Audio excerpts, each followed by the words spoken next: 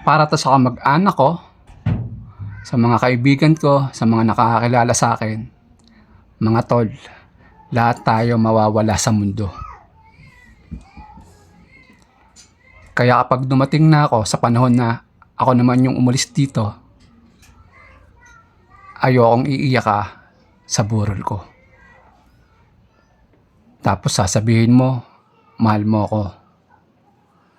Kasi hindi ko na siya maririnig.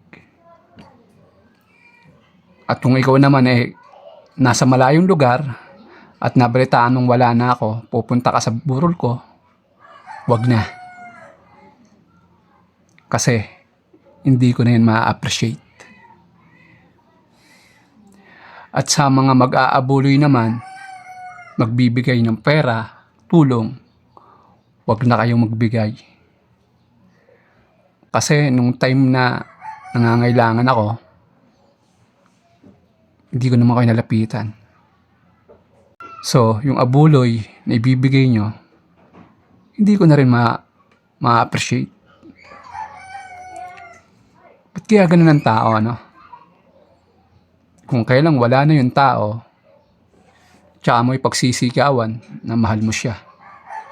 Na kaysa mabait siya. Tapos yung mga malalayo mong kamag-anak, liliban sa mga trabaho nila, absent para pumunta sa burol mo. Ba't hindi nyo magawa yan nung nabubuhay pa yung tao? Tapos ayun nga, may magbibigay ng pera, abuloy. Pero nung nangungutang siya, inihindian mo. So ayokong mangyari sa akin yan. Kung mahal nyo talaga ako, iparamdam nyo na mga boss. Kung mahal nyo ako, iparamdam nyo na habang nabubuhay pa ako. Kasi once na mawala ako dito sa mundo, lahat ng mga sasabihin nyo, lahat ng ipapakita nyo, at ibibigay nyo tulong, lahat yan hindi ko na ma-appreciate. Kasi wala na ako. Lahat yan hindi ko na ma-appreciate. Kasi wala na ako. Kaya kung totoong mahal mo ako, ngayon pa lang, iparamdam mo na sa akin yan. Dahil ngayon, ma-appreciate ko yan. Mararamdaman ko. Maririnig ko.